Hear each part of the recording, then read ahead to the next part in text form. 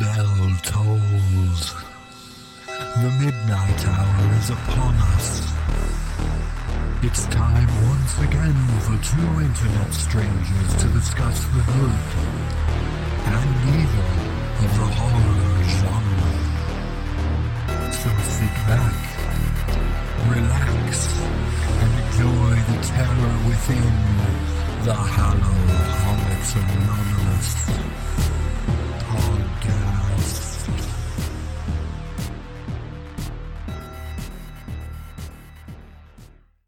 Hey, Maddie, do we still need this giant suspicious box marked fragile? Oh, wait. Which one? The one with the silver chains. Oh, the bog beast. No, you can toss that one. Hey, do you think we'll be able to use up the rest of this brick dust before it expires? What's the curse by date? Crap, it's November 2019. Better throw it out. Oh, I'm almost done packing up all the creepy dolls. I just need to throw that last asshole into the fire.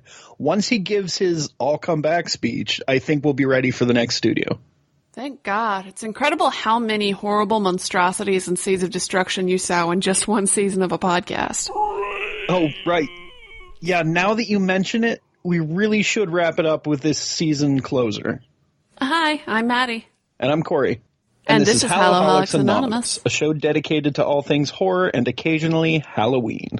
So what began as a Christmas gift celebration has somehow also turned into a Boxing Day and finally a New Year's celebration. It's because we're busy people. Yeah, we have lives and mostly jobs, not so much the lives. Yeah, true. I don't think there's much of a life going on, at least on my end of things. Far be it from me to speak about you.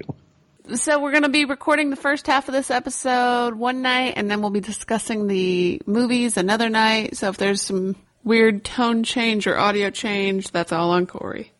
Yeah, my guess is the only reason you'll notice the difference is because Maddie just told you we did it. So if you notice it because she said that, please complain to her. I will give you all personal information. Slide into my Twitter DMs and I will dox her for you. Oh, boy. Our last exchange tonight, your film that you are to review that I gave you as a special gift is Vampires in Havana from 1985. And my gift to you, which is also kind of a gift to myself because I get to watch the sequel, is Iron Sky from 2012. You know, just so you know, Vampires in Havana does have a sequel called Moss Vampires in Havana. Shit. It's not really as good. You don't have to watch it. Yeah, but you know that doesn't matter to me. No, that's true. That's true. But before we talk about the movies, we have two things. We have horror news, and just to round it up and make this also a New Year's themed episode, we decided to do our top 10 movies kind of the 2010s. It started off as a top 5, and then I ended up with like horror comedies and strictly horror, and I couldn't narrow it down to 5, so it's really 5 and 5 for me. And what was your list? I think 12 and 6, as long as we ignore the 10 TV shows that I picked that are also not complete because there's at least 4 more I can't remember off the top of my head. Well, we're going to save the TV show discussion for our season opener. Well, I'm going to continue to mention it. You're going to keep spitefully? Yes, okay. Always spitefully. The point is neither of us can really commit to a top 5 or top 10 list because consistency is not our strong point. Más vampiros en la Habana. Yep. Vampiros. Yeah, that's going to be pretty hard to find in English. I think I won't have to watch that then. I would, if I knew Spanish, I would watch it. Well, honestly, watching it, it's easy to pick up on because the cartooniness is so intense and you already know the characters from the first one, so you can pretty much figure out their motivations, but... Oh, my friend Dave always says that with manga and, like, random bits of Japanese film and animation. He's like, oh, no, you'll be able to figure it out. Just go ahead and sit down and read this book that doesn't have any English backwards. Actually, and I have no idea what's going on. Actually, when I went to Japan, we did watch, like, 2 movies in theaters without any subtitles, and I was able to follow both of them. Yeah, I don't know. I have a manga sitting here. I think it's Kurosage Corpse Delivery Service or something like that. That's supposed to be really good. Well, I like but the it's title. in Japanese, and I have repeatedly tried to read it, but there's nothing to read because I don't read Japanese. Well, seeing people move and talk and seeing their emotional reactions is a little bit easier to follow than looking at text on a drawn page of a person with an emotional reaction. Yeah, maybe if you have two things that I don't have. Okay, so you've One never watched... is intelligence, and the second is empathy. You've never watched a foreign film or television show without subtitles just because you really wanted to see it? No, I have not. And if I've even tried, I haven't been able to figure out anything because I can't read faces, and I'm not smart enough to, like, read clues around me. Okay, fair enough. Like, I'll be able to tell I can tell someone's eating dinner. I'm not a complete moron, but I can't tell why they're eating dinner or why they're eating dinner with this person. Okay, so if you saw a funeral and then people were eating afterwards together, dressed nice, you wouldn't be able to figure out they were eating at a wake? I wouldn't want to assume that because it could be 2 weeks later. I don't know. Usually there's subtitles that are like some kind of line, even if it's not in the English language. If they're wearing the same outfit, you don't think that maybe it would be related on the same day? Not necessarily. I wear the same outfit every weeks at a time. This is a dumb argument, and you're just being a dick. So why don't we do horror news? Well, we can't do horror news, and I'm stalling because I don't have any horror news because I forgot when you made me research other stuff. Okay, well, we'll save horror news for after this, which means we'll save it for the next night. Okay, you should probably leave this entire thing in, though, because I think it's hilarious. Yeah, I think we should, just to... Okay. You're such a dick. All right, so real quick, let's discuss our favorite movies of the 2010s. I love that you think it's going to be quick. Well... We can try to keep it quick, but I seriously can't shave this down anymore.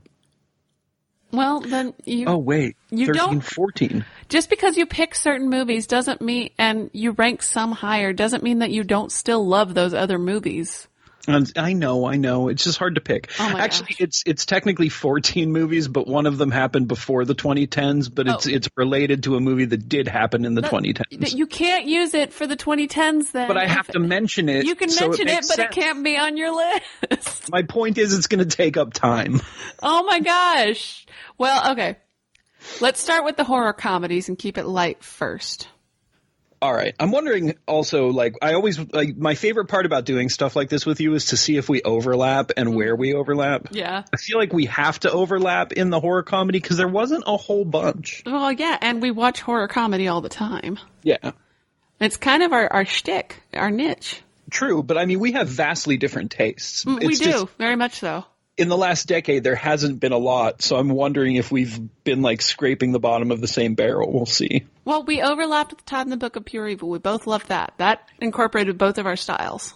Yeah, but that goes into TV. That's true, but there was also a movie. Damn it, now I have to put Todd and the Book of Pure Evil on it. I tried not to, because when I was looking at this other list, I saw Deathgasm, and that made me remember Todd and the Book of Pure Evil. I'm like, right. No, I can skip this one. I've got to skip something, but yeah, I can't. Okay, well, I'll put that as number 6 on my top 5 horror comedies of the decade.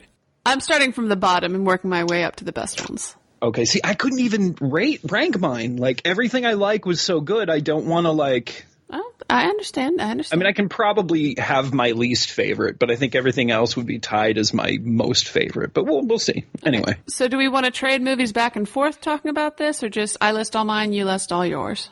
I think we should trade, because I think we're going to, like I said, we're definitely going to hit some doubles, and we'll be able to mix those together. Okay, so both starting with Todd and the Book of Pure Evil. My next, obviously, because we talked about it at length in our Todd and the Book of Pure Evil special, it captured the charm of the series. It was funny. It was a great way to wrap everything up. It didn't feel super rushed for a movie.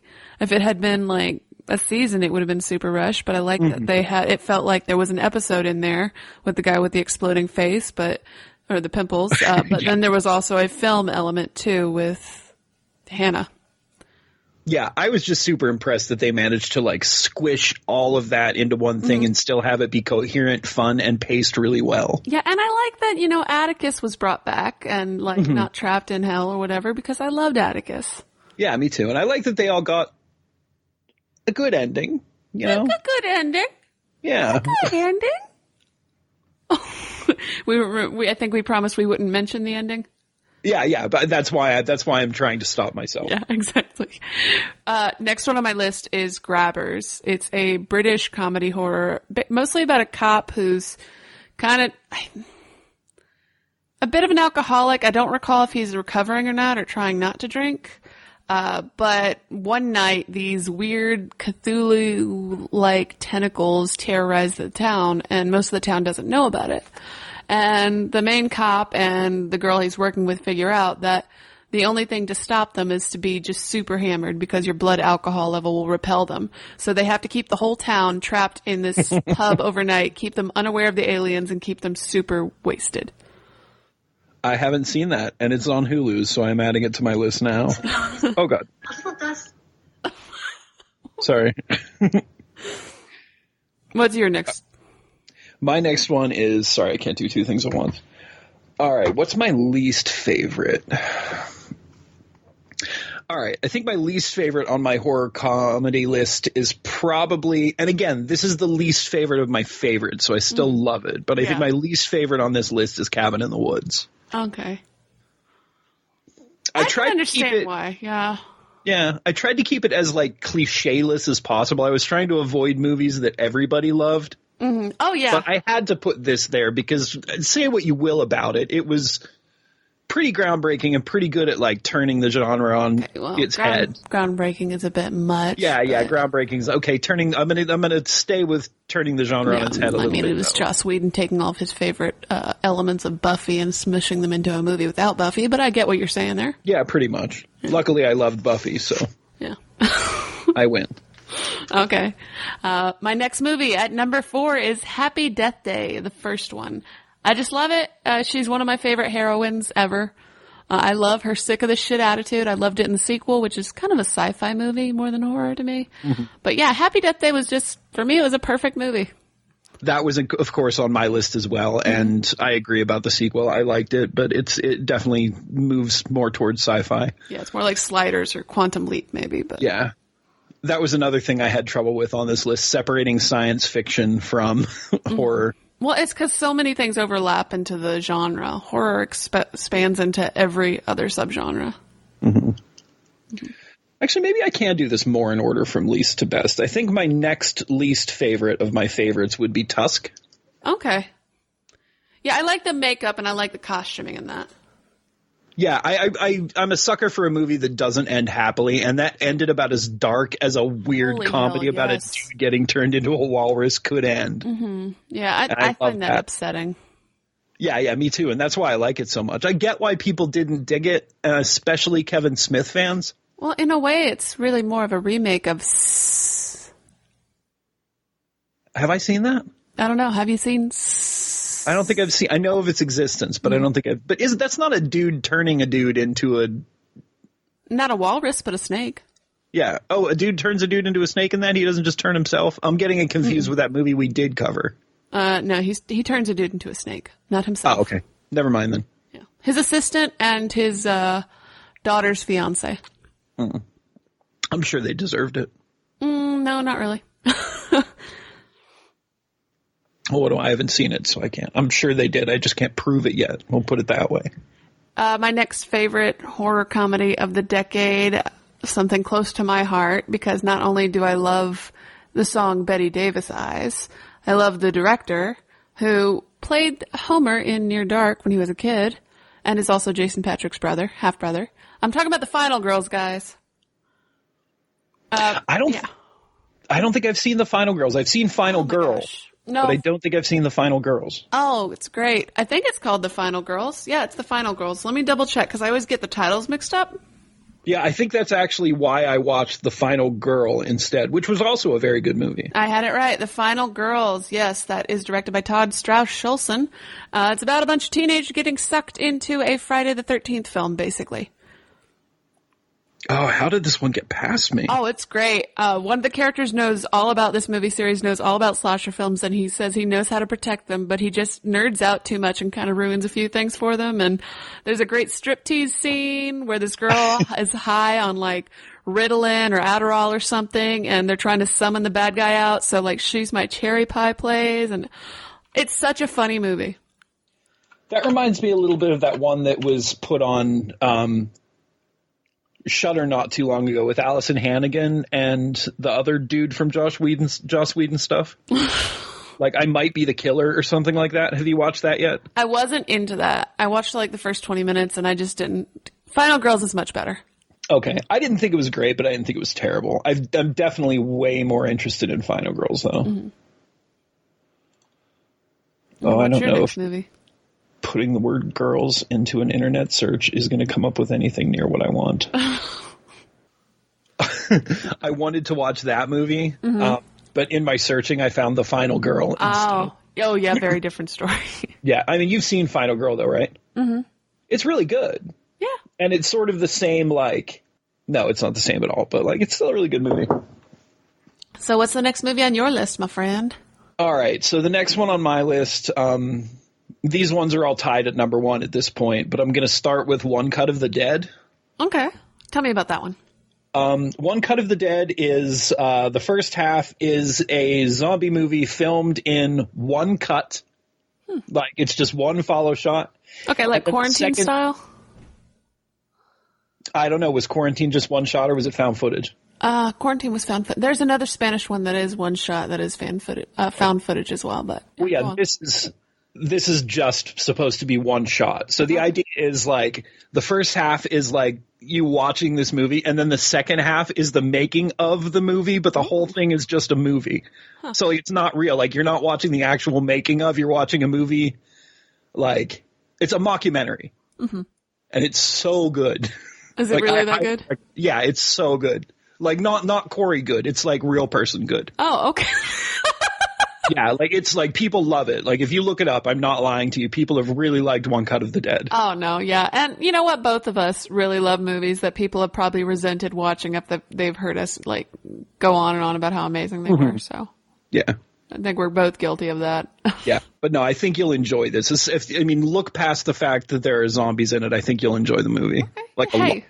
You know what? Even though I'm not crazy about zombies, Return of the Living Dead is still one of my favorite movie series. Part 1 and 2, though. That doesn't count, though. Those don't count. Why don't they count? Because they're so good. Oh, that's true. Just like 28 Days Later. Yeah. Which is a zombie movie. No, it's not. They're sick people. No, it's a zombie movie. They're infected with they're sick people. They are zombies. We're not having this discussion right now, sir. Fine, let's continue. My next movie was really battling it out with the other one, mostly because of sentimentality. This was one of the best, first horror comedies I saw of the decade. I'm going to vote for Tucker and Dale versus Evil. That was going to be my next one as well, and I think that would have been, if anybody knows us, they knew that was going to make the list. Yeah. It takes the cliches, turns them on its head, has a great cast. It's just damn funny. Those college kids keep killing themselves. I forget the line exactly, but every time I hear that line, I lose my shit. Oh my gosh, yes. And what's your next movie? Sorry. My next movie, okay, I'm rolling 2 into 1 here because one can't really exist without the other, even though they're 2 different movies. And they're just skirting the edge of horror comedy, but I needed to get something off of my horror list. Okay. All right, so the next is, and it's your fault too, but my next... And this is probably my favorite of the decade, actually. These 2 rolled into one. But it would be Resolution and The Endless. I had a feeling. I'll forgive you for that because Resolution is so badass. I still haven't seen the other one, but all right. The Endless is equally as great, and they cross over. Okay. That sounds pretty awesome. Yeah. But The Endless is a little less... No, they're both still comedies, but... Cool. You may know what my next one is. My favorite horror comedy of the decades. A movie I saw 3 times in theaters, almost a 4th time when I tried to trick 2 of my friends into thinking that I had not already seen it with one of them. I watched it with both of them individually. Oh, that never works. Yeah, I came very close. We were about to get in the car, and then somehow the topic came up, and they both admitted they'd watched it with me. What We Do in the Shadows. Yeah. Yes, it's a great... ridiculous New Zealand vampire comedy with werewolves and an excellent cast and every scene. Not swearwolves. Werewolves, not swearwolves. And the most nonchalant, cops, more concerned about safety violations than anything, and very oblivious. Would you like some biscotti? It's such a quotable movie. It is. I love the movie. I haven't been able to get into the TV show. I've watched the first couple of episodes. I just haven't been able to like. It's funny and it's good. I just haven't. It hasn't held me yet. I like the actors, and I do want to watch the show. I especially like the actor who like the male vampire who has the wife. I love that actor. He was great in he's great. Dark Places. Yeah. Oh yeah, I haven't finished that yet either. He was also in the IT Crowd for a couple seasons. Yeah, he was. He as the new boss, the original boss's son, and he was brilliant. And I think he made a couple of guest appearances on Community. He's done a lot of stuff. He's pretty prolific, and he has a wonderful sexual chocolate voice. He really does. What's your next horror comedy? I'm out. We just got through all mine. So we had 2 doubles. Brilliant. So that move takes us to the real horror. The real horror films, the ones that are not funny. Yeah, this is going to get complicated and difficult because I don't know if you can count. No, I only have one that's a little iffy as far as is it horror or sci-fi. I suspect you're going to have probably a lot more body horror than I do. You'd actually be surprised. Okay, there's 1, 2, I guess. Well, 3 maybe. Okay. Well, at number 5. 5. Okay, my God. Sorry.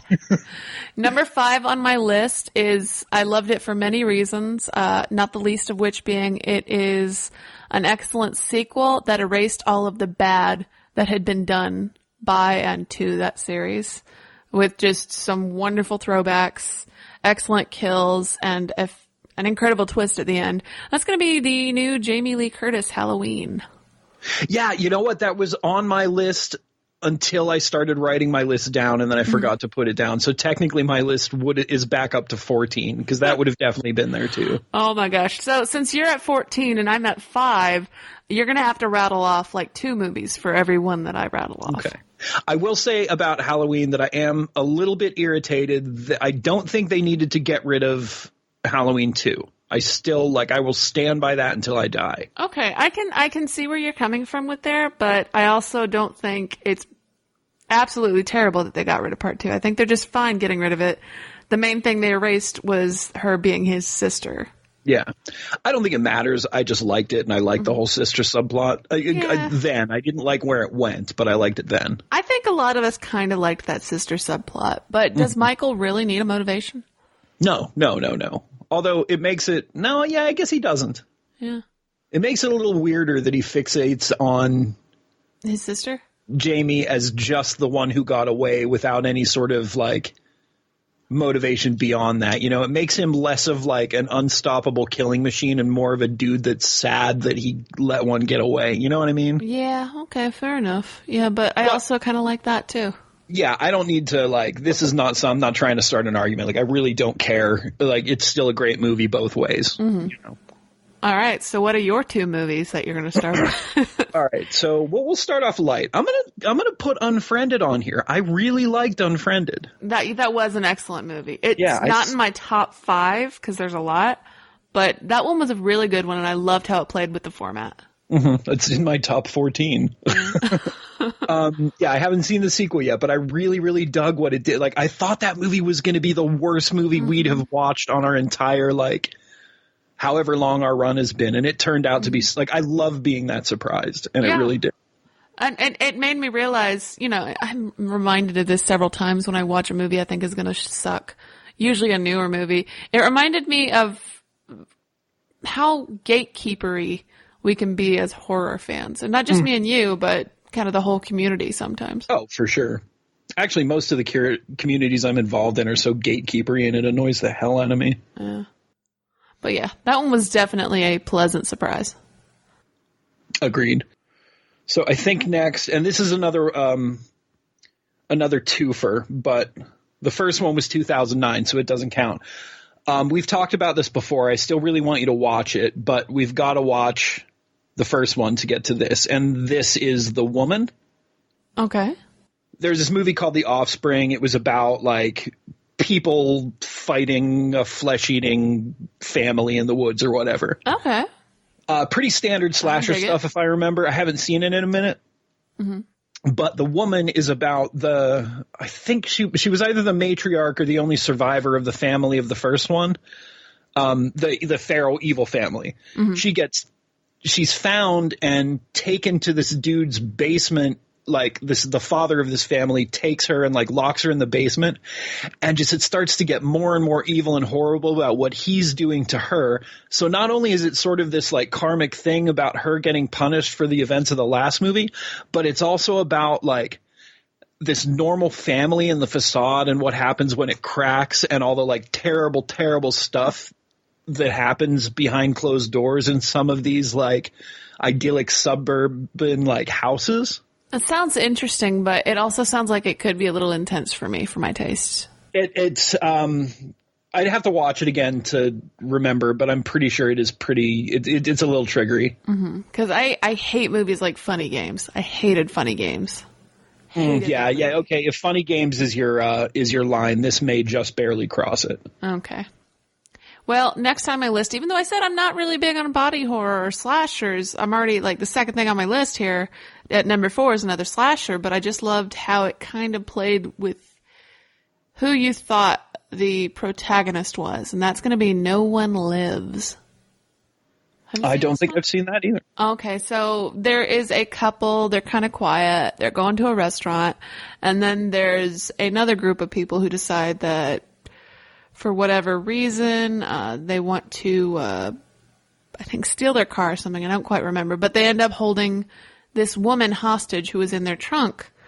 And they get a hold of this guy's girlfriend, I think. Oh, she kills herself. And they get a hold of this girl that this couple had been keeping in their trunk. And she tries to explain to them that they need to get away. And the guy in charge decides, for whatever reason, to hold this girl hostage and that he can get some money out of the guy. It's a little complicated, but Did she turn out to be... Oh, wait, do we want to ruin this? Have you seen it? I might have. Is it semi-supernatural? Not at all, no. Okay, no, then I haven't seen this one. There's a movie very, very much like it, though. At first, it seems very revengey, like I spit on your grave, except it's the guy going after this group of people, and he is brutal. And the woman, she warns every single damn one of them that they don't want to mess with him, and they don't listen. And it's just a really fun ride. And this is the same guy who was in Dracula Reborn. Yeah, I saw that. I just saw a picture of him. The girl who I must play the daughter, she looks really familiar to me, too. Yeah, it's a good film. Oh, Japanese director. Honestly, it feels very Japanese, so I'm not surprised. Japanese. It feels very Japanese. No, it feels like a Japanese film. It really does in some ways. Adelaide Clemens, that's the girl I recognized. So what are your next 2 movies? Actually, my next 2 movies are going to be 3 movies, because I mixed 2 into 1 again. Oh, God. We'll start with that. Creep 1 and 2. Okay. Have you seen either of them yet? No, but we have talked about them at length. Yeah. The first one is about, I don't even know if I can remember how this all starts. I think the guy who plays the creep, he's some comedian, I forget his name, hires this guy to film, like, he says he's got some kind of like terminal illness, and he invites this dude to come film all this stuff for his kid that's either like real young or not born yet. And it just starts to get like more and more off the wall and like paranoid as it goes. Mm-hmm. But that's all I want to say. I don't want to give any more away. And then the sequel is a documentary filmmaker finds the dude from the first one and wants to interview him for her like edgy YouTube channel or whatever. But even that, like, it doesn't go where you think it's going to go. They're both very, very good movies. Mm-hmm. Well, I do want to see these. I've read nothing but good reviews on both of them. Yeah, they were a lot better than what I thought they would be. I've heard part 2 is even better than part 1. Is that true? I preferred 1. I think just for the endings, though. Mm-hmm. Okay. And I've heard that they're doing a 3rd, but I don't know where that's at yet. And you said you have another film? Yeah, let's throw the Evil Dead remake out there now. You know, it's a good one. I struggled with whether or not to put that on my list as well. Yeah, I haven't seen it a long time, but like I had just as much fun watching it as I did the original Evil Dead. Going back to that gatekeeper thing I mentioned earlier, a lot of people, the gatekeeper kind, really hate this film. And I don't understand why. I think it was a fresh and surprising take on Evil Dead. Yeah, I think a lot of people hated it because it was a woman in the lead. I thought that was an awesome twist. I do too. I just think that's how shallow people are these days. Yeah, her transformation moment was epic. And watching the way she lost her hand in this is absolutely graphic and brutal and just like cringy. It was so painful to watch. Yeah. And she has more demons than Ash ever had in our beloved Evil Dead trilogy and television series. And that's not a bad thing. It's just different. I think it earned its right to be in the Evil Dead universe. I do too. I would have been more irritated if they would have just done a like shot for shot remake of the original. You know, I think that they did the right thing with this remake. And say what you will, it's probably the scariest out of any of them. Oh, for sure. Next on my list is one I have mentioned on the podcast before, right about when it came out, I think on Netflix, is a Netflix original based on a Stephen King story, 1922. Yeah, I saw that. It was really good. It didn't make my list, but I really dug it. It's a great story about a man's own hubris, I guess, or his own sins, destroying everyone around him and poisoning the soil beneath his feet, really. Yeah, I watched that movie in the middle of the woods 2 summers ago on a makeshift big screen. It was the perfect and creepiest way to watch that movie. Nice. My turn again? All right. You're the one who made the long-ass list, buddy. I know. All right, how about, let me see if I can get two that kind of fit together. All right, let's do Bone Tomahawk. Oh, yes, that's a good one. Yeah, just because of how the middle of the movie just takes you by surprise and it just becomes like, it starts off a like cowboy movie about a posse and then halfway through everything just goes insane and it's so great. I love that even the guy in the nice clothes, the sharpshooter or whatever, at the beginning you don't really think he can be good at this going at, he looks like a poser, you know, like a or something, but he ends up being one of my favorite characters. I love all the characters. I think Kurt Russell does a great job. I love the little old man who you're just absolutely afraid from the first minute of the film is going to die. I love that movie. Yeah, it's really great. It was another one that I like. It was like 3 o'clock in the morning and I couldn't sleep. I'm like, Kurt Russell's in this. I'll give it a shot. And I was just blown away. The dialogue is just perfect. And that's exactly how I feel about the next one in all respects, actually. It starts off as like some friends going on a hike. And then it just becomes this insane horror movie like partway through, and that's The Ritual. Yes, that's a good one. Yeah. I debated about putting that one on my list. Oh, it was so good. And the way it plays with Viking mythology is so cool too. Yeah. Yeah, and there's nothing I can say about that without ruining it. Like, it's... When we eventually talk about it, we might have to mention a few things that would technically ruin it. So. There's no way we can talk about The Ritual without ruining it. Yeah, so listeners, be prepared. You might as well just watch The Ritual now, because eventually when we talk about it, we are going to analyze the shit out of it. Yeah. My next one is a movie we have talked about before, but it was just so beautiful that I need to put it on the list, and that's going to be the remake of Suspiria. That was actually my next one, too. Nice. All right. So one more off your list. Yeah. As someone who hates... No, it's yours. You go first. Yeah. Well, I love how they incorporated the dancing more than the original had. And they made it this disturbing, beautiful, tribal kind of magic. I loved everything about it. I loved the twists and turns. I loved the characters, the designs. I was I thought this movie would be terrible. I didn't care what the trailers looked like. I didn't care who the director was. I didn't care about anything. I just thought there's no way you can beat one of Dario Argento's greatest films. And it's a different movie. And in some ways, I know it's a sin to say this. In some ways, I think it's a better movie. No, I don't. I think you're right. I think it is, in a lot of ways, a better movie. And the moment I heard this was coming out, like years before it actually did, I was right there on my horror high horse. Like, I'm not going to see it. This is so stupid. I don't know how many times I said that pretentious statement, like, how do you remake perfection? Well, this is exactly how you remake perfection. You make it a completely different movie that's influenced by the original and improves on everything across the board, improves on lore, well, everything except cinematography, maybe. It's shot well. I just don't think it's shot as well as the original. Yeah, yeah. So what we're trying to say, listeners, is that as it turns out, we were the gatekeepers the whole time. Wah, wah, wah. All right, which two can I mix next? I'm going to go with these two just because they made me feel the same way. They're very different movies. And in fact, I don't know if you're even going to let me count one as a horror movie. But we're going to start with The Boy.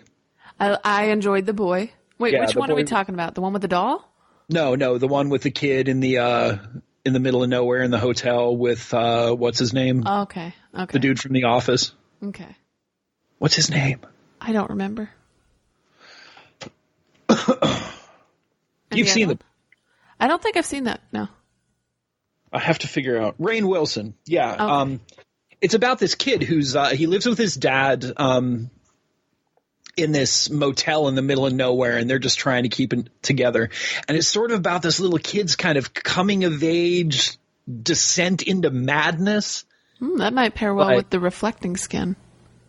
I haven't seen that. But speaking of skin, the next movie I have, and it made me feel a very similar sort of like dark sort of apprehension, is Under the Skin with Scarlett Johansson. Oh, I have not seen it.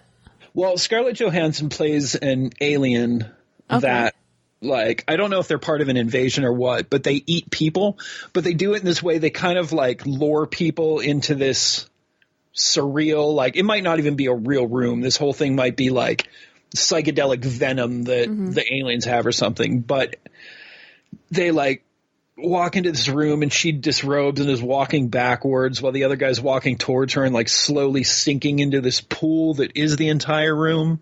I don't know. It's got a lot of horror elements. It's really good. One of the most interesting things about it is when they were filming, they actually drove Scarlett Johansson around and just had her pick up random people in like the Czech Republic or something like that. And just so like some of the reactions are like actual reactions of her like picking up on random people. Yeah. Interesting. I might have to investigate this film. It's good. It's very slow, but it's good. Well, I gotta say one thing. I'm really glad you didn't get to my number one movie because I had a feeling you were probably going to say this one.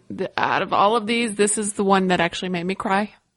Well, you've got 3 more chances, so. Yeah, this incorporated adventure and action and a tense relationship between a father and his daughter and a badass character with a baseball bat. And it in a way, it felt like the best video game you have ever watched. And that was Train to Busan.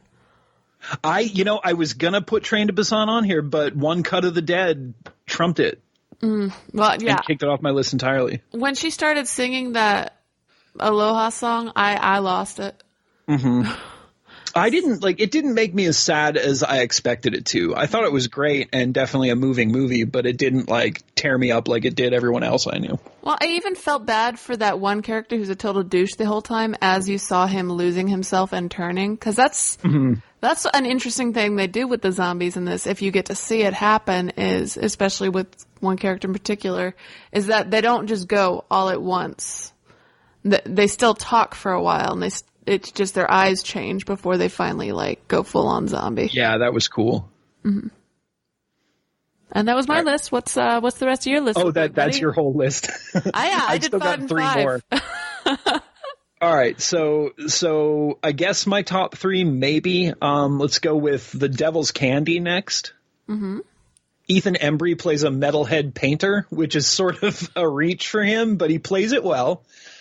It's about him and his family. They move into this old farmhouse that they got on auction, and it turns out the reason they got it so cheap was because there was a murder there, and the murderer is sort of stalking Ethan Embry's daughter.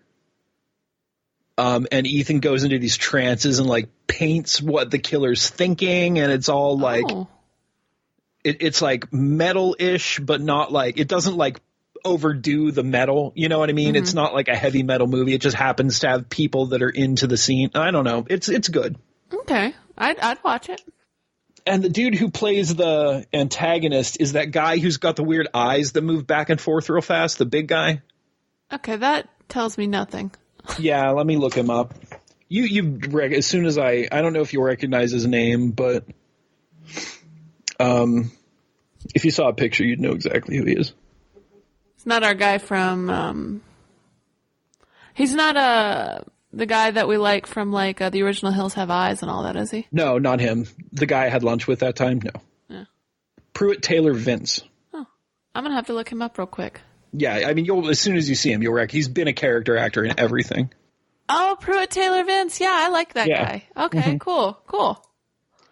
Yeah, but you know what I mean about his eyes? Like, he's got his eyes like move back and forth really fast. I don't know if he does it on purpose or if it's a thing.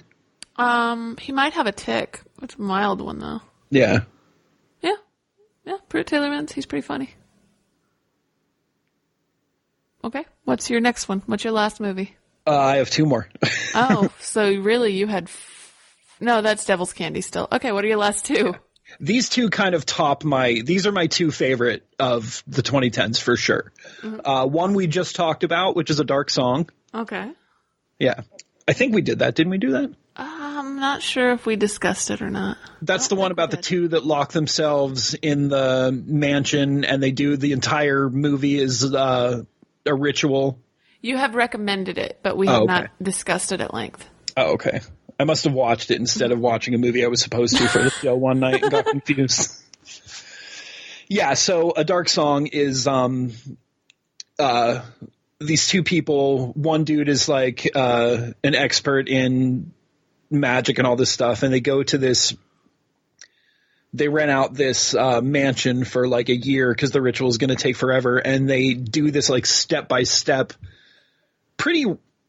They stick pretty close to what an actual ritual like this would be. Mm-hmm.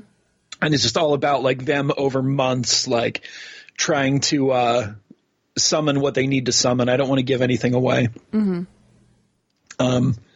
The end gets a little hokey, but everything up to that point is really great.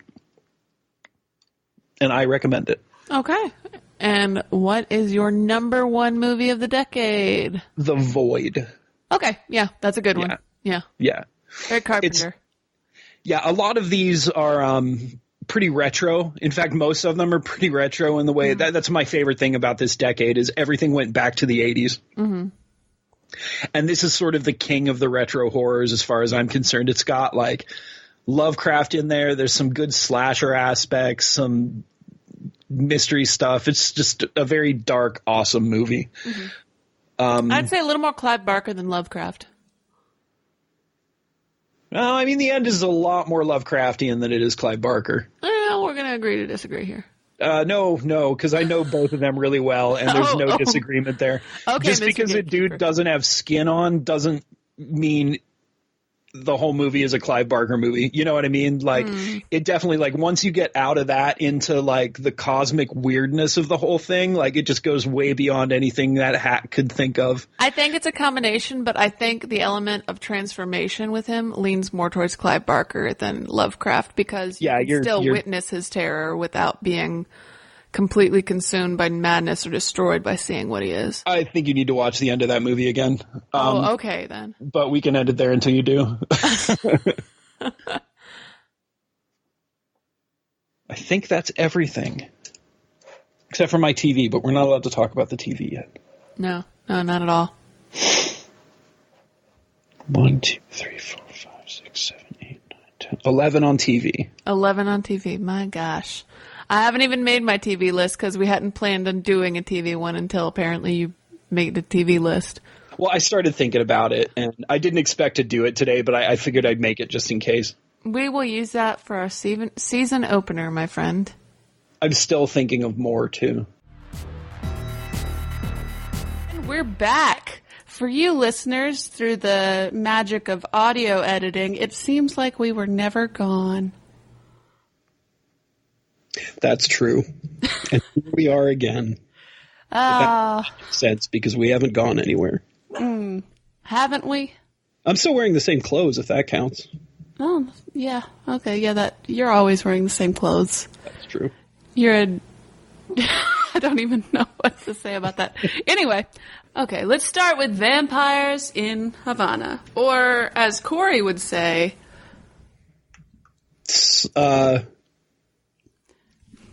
What would I say? I don't know, say it in Spanish. I can't. I don't have it written anywhere. Hold on. Where is it? Vampiros en la Habana. Thank you very much. You're welcome. Sorry. That's okay. I just like putting you on the spot. I understand. Let me just run the trailer. Okay, this trailer is going to be in Spanish. Probably not a great recording of it because I don't think it would exist in this movie. Yeah. This won some film festival awards way back.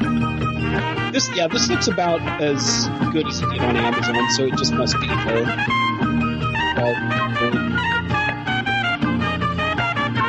Okay, it's mostly trumpet playing and clips of the movie for the listeners at home. And an ear that would make no sense to you coming out of ashes, but it's really Dracula's corpse. Yeah. Well, it's not Dracula's corpse. No, it was the German vampire. That's right. Yeah, the German vampire. No, he wasn't German. He was part of the Costa Nostra family in America. Wait, those are the Italians? The ones in the white were the Germans? The ones in the black with the old-fashioned getup are Europeans, and then the Costa Nostra are Italian American. That guy is Italian American. Yeah, those were the guys in the white. Yeah. This is another reason I hate this kind of animation, because it's confusing. And actually, it's not even the animation. It's kind of the way this was written. And, I didn't really have a lot of luck with the subtitles, even though it was Amazon. Oh. Should let me know. I could have sent you my copy. I was probably... Okay. Made a difference. I think that's enough of that trailer. I don't need to see any more of the trailer with just the trumpet music playing. Do you? No.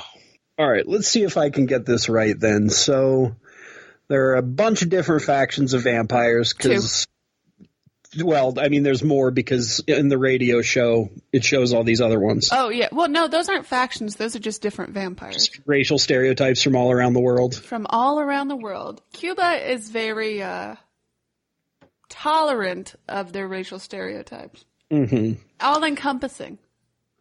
Yeah, okay. So I think that the Cosa Nostra they were the ones that wanted to make the beach, right? Mm-hmm. An artificial beach. Artificial beach. I was taking it never really said it, but I assumed it was indoors. I don't know. Yeah, just like fake I don't see beach. Yeah. Well, they show it at one point, don't they? Aren't they standing in front of a painting of the beach? Mm-hmm. Yeah, it's so they can have indoor lighting and vampires can enjoy the fake sun.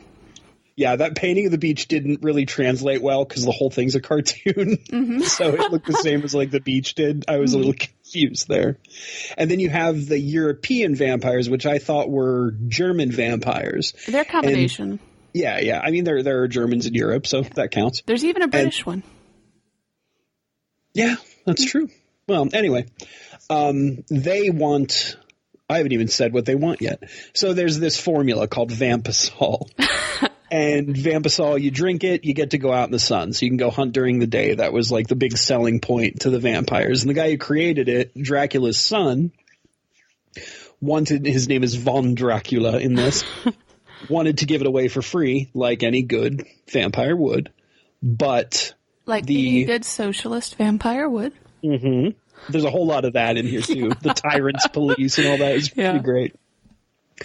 The Italians want to destroy it because nobody will go to their beach, and they won't make money.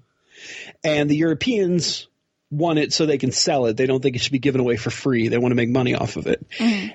And Dracula's grandson doesn't know he's a vampire because he's been force-fed this serum and a special mix of vitamins, which is probably some kind of blood, since he was a child. So he not only thinks he's normal, but looks normal.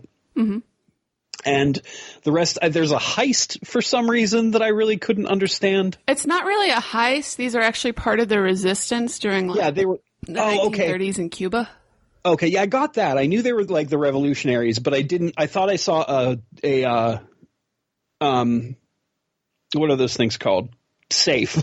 Yeah, they were trying to get some documents, I think, from the guy who was like a upper, political military figure. Oh, okay. So it was a revolutionary heist then. Yes.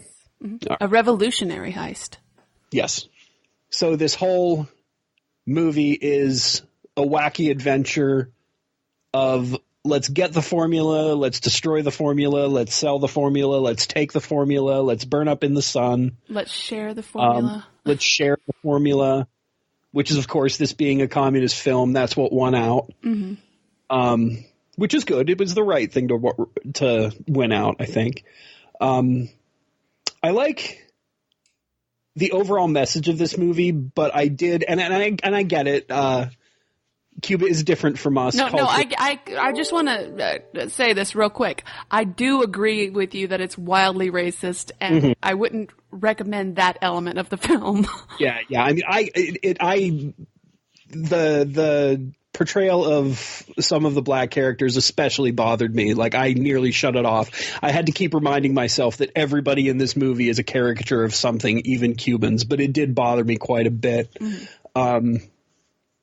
Most of the people that are listening that know me will probably be annoyed by that too, which is why I want to make absolutely clear that if that kind of thing bugs you, it's in there, but it definitely, like, don't let it overshadow the overall message, because it really does have something good to say, I think. And it's pretty applicable for today too, considering what's going on with, like, the prices of medication and insurance coverage and all this stuff that everybody should get, but nobody except the rich people are actually getting. Yeah, honestly, if I had remembered this element of the film, I might have picked a different one, a less controversial one for you to watch. So I do apologize for that. Oh, no. That's my point is that, like, I didn't want it to bother me because I wanted to finish it, because I agree with what the movie is trying to say, except for like stereotype everybody. But, and again, to be fair, they stereotyped themselves. There were a lot of Cuban stereotypes in there. There were Italian stereotypes. They were a little fast and loose with European stereotypes. I do love the bit where one character is like, you can't hear what he says on the phone. The other character is like, oh, he said blah, blah, blah, blah. No, he said blah, blah, blah. That's funny. But it all kind of came to a head, and I got super irritated when our hero, the main character, what was his name? Amadeus Mozart von Dracula or something like that? Pepito Mozart. Pepito Amadeus or something? Pepito is his nickname. It means pumpkin seed. Oh, okay.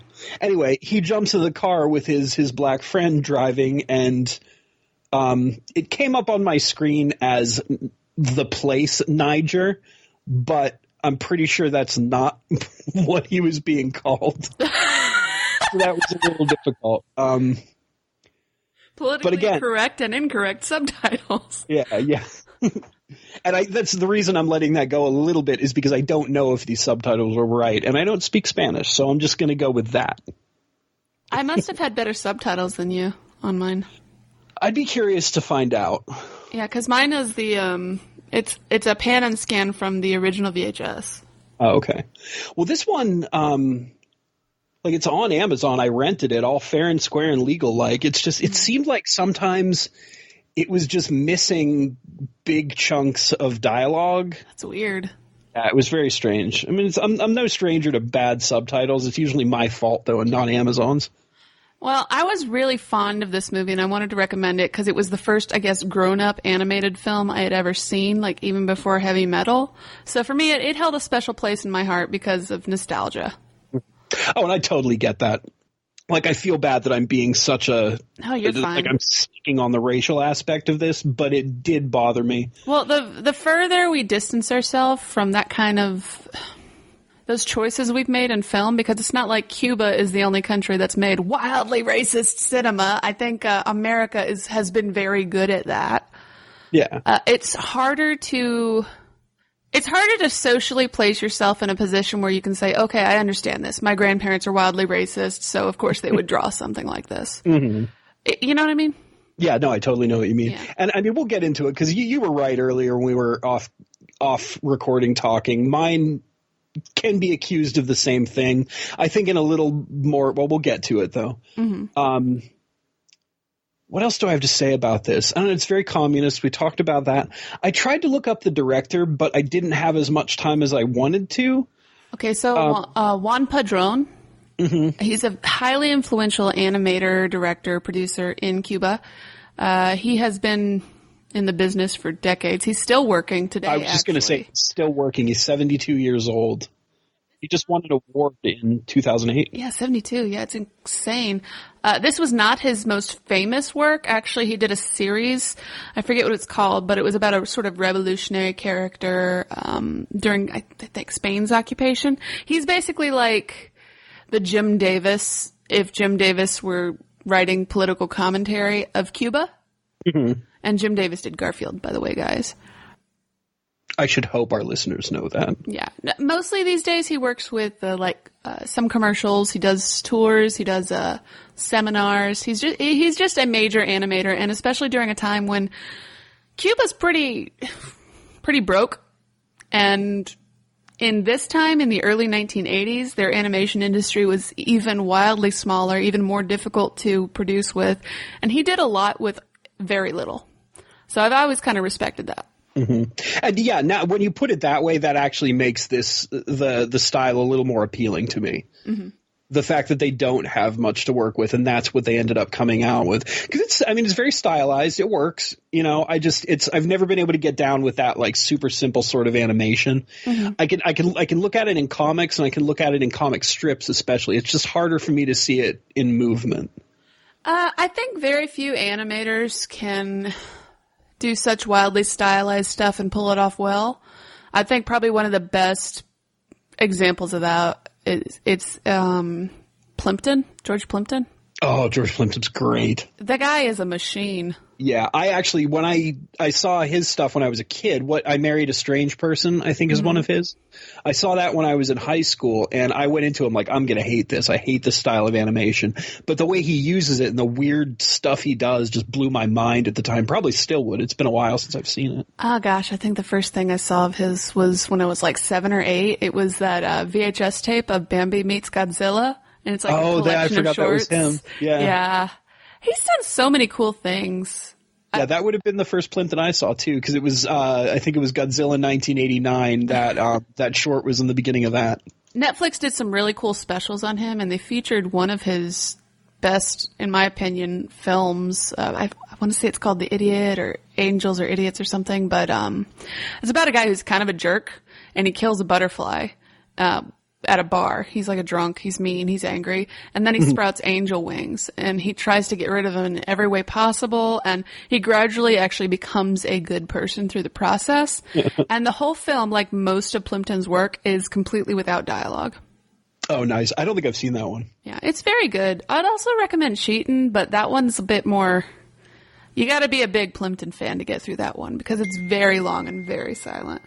This might actually be slightly before your time, but I think the reason I know about him is he had shorts on Liquid Television on MTV back in the day. Yeah. Okay. Mm-hmm. That's what I thought. I think that's where me and my best friend heard of him through there. And then my best friend is the one that like went out and like found his movies. And that's how I saw I Married a Strange Person. And, so yeah, I guess we're done with Vampires in Havana because we moved on to George Plimpton. So.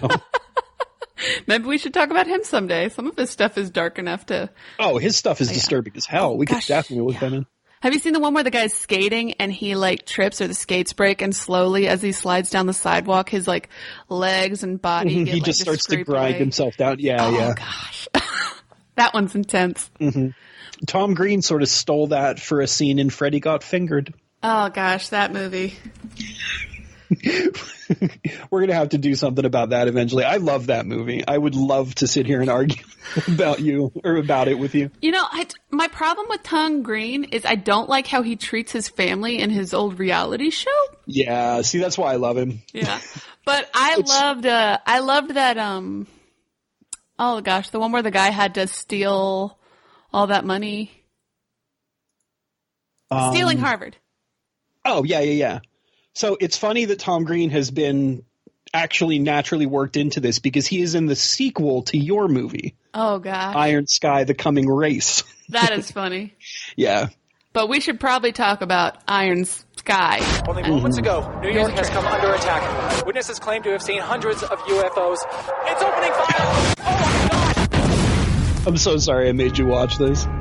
You should be.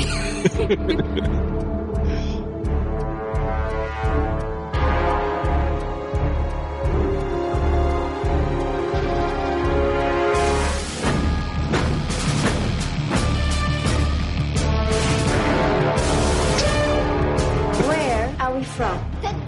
So what you guys just missed was a giant swastika castle on the moon. It's oh my these gosh. Guys are Nazis from the moon. That's too much. One word from me, and the invasion from the moon begins. Invasion? Y'all must be tripping. Now my question is, what do y'all plan to do about it? Because we just looked happen up to have a little stuff something about this up our own director, sleeve. and I wasn't surprised that he was like All not presidents who start a American. war in their first term get reelected. The band who does the soundtracks for both of these is one of my favorite bands of all time. Oh my gosh! Shit, this just keeps getting better and better. I actually have a note about that. Oh, that's We are the promise delivered to all mankind. You know, I wish she had kept her hair up. We raise our hand I can't wait to tell you what happens to her. We march to the beat of one heart.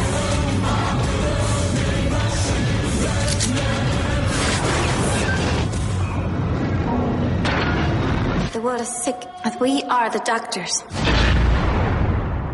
Wir sehen uns in Valhalla. So the trailer made it look a lot like if I had watched the trailer first, I would have been very disappointed. So see, that's exactly what happened to me. I saw the trailer and was like, "Oh God, this is going to be low budget madness. I'm going to love it." I did not. I like it. I'm not going to say I don't like it, but I don't love it. And the sequel is a lot better. I would honestly, it's free on Amazon or on Netflix. I would say watch the sequel. There is no way to describe this in an ironic way trying to take the other side. Screw that. This is about moon Nazis, and Nazis suck regardless of their origins.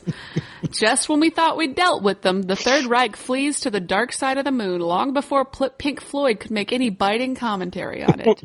In short, this is a grim look into what the world could have been if Sarah Palin was elected president. Oh God. So the first review I read on this film said it was like trying to be like Starship Troopers. And I could only agree with that if it was maybe a Turkish remake of Starship Troopers dubbed in English. See, I would agree with that if it was like the sequels to Starship Troopers, because they're all pretty awful too. It's in like an adjacent universe to a bad sequel of Starship Troopers. But I really love the lecture on the Great Dictator. Oh my God, that was so funny. Like the beginning when she's like, it's a short film about 15 minutes long. One of the greatest dramas depicting the Führer's love of something about the world. And basically they just took the scene of Charlie Chaplin dancing with Like the dancing globe. with the globe. Yeah, which The Great Dictator, first of all, is not a short film. No. It comes up later when they watch the whole thing. Yeah. Oh, goodness. So I was going to ask you if you picked this movie because the director is in a dark industrial band. No, because I didn't know that. What band's he in? Alimisto. I don't know them. Alimisto? I knew that Leibach did pronounce it. did the soundtracks, and I love Leibach. Well, But no, I had no idea. I'm going to have to look them up. yeah. He also worked on such classics as Star Wreck 4, The Kill Pilu, and Star Wreck 5, Lost Contact, as well as Star Wreck in the Perkening. And I'm sure in some universe those are good references, but I don't get them. Yeah, me either. Yeah. The director is Finnish, and what can sometimes happen when you translate one culture's comedy and style to another in another language is that something is lost. And I just think all of the actors were over the top to such a point that their jokes weren't quite working for me. You know what I mean? I do. And to me, that was the point, and I don't think it worked. But I think, and this is why I don't think that the whiteface is quite as racist as the cartoons in the last movie, because I think that the whole idea of this movie was to sort of like push everything so far into like ridiculousness that like we're supposed to look at this as like a mirror to the world. And I'm making all this up because Leibach is involved, and I need there to be some sort of subversive political reason that they're involved in this movie and why this movie's made. So what I think it is it's sort of like this mirror. Like, we need to look at this and be like, oh my God, these people are so ridiculous. Look at all these cartoonish things going on. And then you realize that a lot of this stuff is sort of going on now. Mm-hmm. You know what I mean? Well, honestly, but I don't think it worked. I think you're right. I don't think that works. I didn't think Nazis giving a black guy drugs to make him Aryan was the racist part for me, because Nazis do horrible shit. Mm-hmm. They made him albino, really. Yeah, his name is Washington. I thought it was racist how over the top he specifically was. He wasn't just an over the top character; he was an over the top black character. Mm-hmm. He was the most obnoxious character, and that's not cool. And I think that sort of is another thing. They were pushing him over the top too. I couldn't tell at the beginning. And this is what I hoped for, and it would have made the movie so much better. In the very beginning, he seems like he could just be more of the like. I mean, he was definitely playing up his race, which I'm okay with to a point. But I was hoping he was just going to push it to sort of the hero point. Yeah. And be that, but they pushed it into ridiculousness, and I think it didn't. I don't think that worked either. Well, and it doesn't help that there was no straight man in this film, really. And when you have comedy, he would have worked as. He would have worked perfectly as the straight man. It's sort of like when you're working with electronics, you need something to ground yourself, or you'll get electrocuted. Same with comedy. If you don't have at least one character, if you just don't have one realistic character, one normal person who's looking around them and saying, what the hell's happening, the comedy's not as good. It's not as effective. I really want you. I'm not going to ruin the sequel for you because I do want you to watch it. Oh, boy. There's somebody who's closer to a straight man in this, but it's still, it doesn't work. Is it Hitler? No. Oh, by the way, he is in it. There's an Einstein scientist whose last name is Hitler in this. I missed it. Is he related to Hitler? Is that the main scientist with the albinosol or whatever? Yes. I don't think it was Hitler. Hitler. Oh, okay. That makes sense. Yeah. Oh, by the way, there's a scientist who is Einstein if he had been an evil Nazi. Just so you know. By the way, there's political commentary in this movie. So can I tell you something about the sequel? Yes, okay. Talk about the sequel, Corey, because that's clearly the one you wanted me to watch. I do, but I didn't want, I don't necessarily care if you watch it and we talk about it. You needed to see this, I think, to appreciate the sequel eventually. The sequel is all about the Hollow Earth and lizard people. And Hitler's in it. Sarah Palin comes back. Russian president. Putin. Yeah, Putin breakdances during the Holocaust. Steve Jobs is a god to Tom Green's Jobist religion. Hitler rides a dinosaur at one point. It takes place 30 years after this one or something like that. It's even more ridiculous, but a little bit of a higher budget, and it's a little more like an adventure rather than like a bad action film. Okay. I'll have to watch it. Yeah. But like I said, it's free on Netflix, so you're not losing anything. Well, with the first one, just imagine watching Dr. Strangelove and thinking, you know what this movie is missing? Color. And Nazis. Mm-hmm. Obviously, realistically, we couldn't have a whole Nazi army hiding in a tropical paradise. How about the moon? And that's Iron Sky. That opening scene, though, you got to admit, when the space Nazis walk up in their full badass uniforms to the astronauts, that was pretty cool. It certainly made me think this was going to be a different film. Yeah. And I'm glad that you felt my pain when you realized it wasn't. Mm-hmm. Now, the idea of global powers being power hungry and not really thinking about the good of the planet, that's something I've seen before. That didn't bother me. But this actually did make me think of one thing that was a little disturbing because of I would say she's the main character, the teacher and the reigning Führer's daughter. And it's kind of horrifying to consider that if somehow Hitler and his party had maintained power, right? If things hadn't gone as horribly for them, then recordings of his speeches may very well have been shown in schools for generations as important and positive turning points in history, kind of like how we view Martin Luther King Jr.'s I Have a Dream speech. Right. And we would be reacting it the same way she did, being like, oh, he taught us love. He's teaching love. Like, yeah, that's absolutely insane to me. Yeah. Like just a couple wrong tactical decisions in World War II, and that's where we're at. Yeah, and it shocks me. Like, she believed the propaganda she was saying. She wasn't actually an evil Nazi.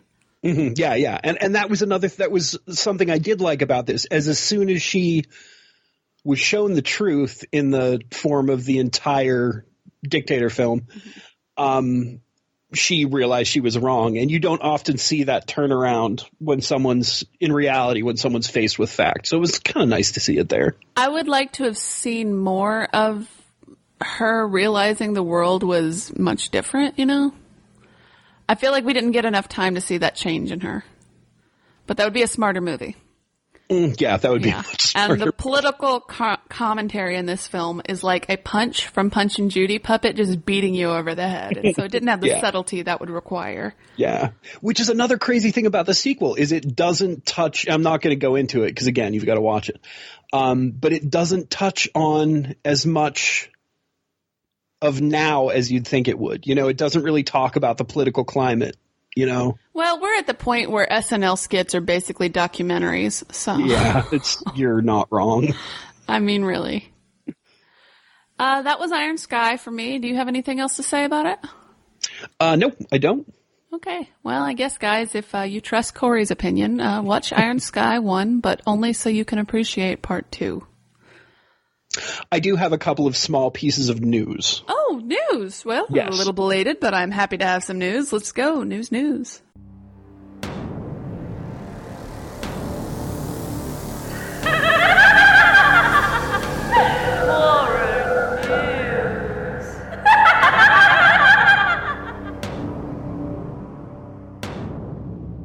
All right, so the first thing, and again, these are both very short.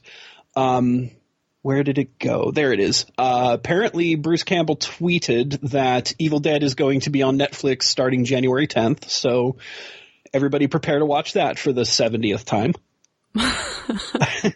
And Bloody Disgusting, as well as Reddit. I'm not sure. I don't think they're the same lists. But Bloody they both Disgusting have, is a great publication, like online. They're fantastic. I agree. But they both have their 25 best horror films of the 2010s. And I would like to say that on the Bloody Disgusting, number 24, Lords of Salem from 2012 made it. I'm very happy to see that, but you can go and look at the rest. Well, it's a visually stunning film. I think we agreed on that at least. Yeah. Were any of our movies on that list? Final Girls is there. Awesome. Okay. Train to Busan. Well, we only briefly talked about that. I'll find stuff we actually talked about. The remake of Maniac. You know why they picked that. It's just because, Toby Hooper's in it? Or not Toby, Elijah Wood? Yeah. I get them mixed up. I'm sorry, guys. No, I think most people do. Yeah. What We Do in Shadows is here. I love that movie, which was on my list, so okay. Cabin in the Woods, The Witch. Okay. So those make sense. And Evil Dead, the remake, is number 1. Oh, man. I was, falling in line with Bloody Disgusting. Look at me. Yeah, you were. I wonder. See, now I'm curious. I wasn't going to read all these, but now I'm curious to see how close we are to Reddit. God, Reddit loves Midsummer. They do. So I'll do this backwards. I'm going to skip some, I think. All right, so Midsummer. I'm conflicted about that film. Oh, this is actually a terrible list. Well, it's Reddit. The remake of Pet Sematary here. Really? Velvet Buzzsaw. Oh my God, Velvet Buzzsaw, one of the singular worst films we've ever reviewed on this podcast. Yeah, but One Cut of the Dead is here, and that is a really good movie. I think the remake of Child's Play, which I haven't seen it yet. Yeah.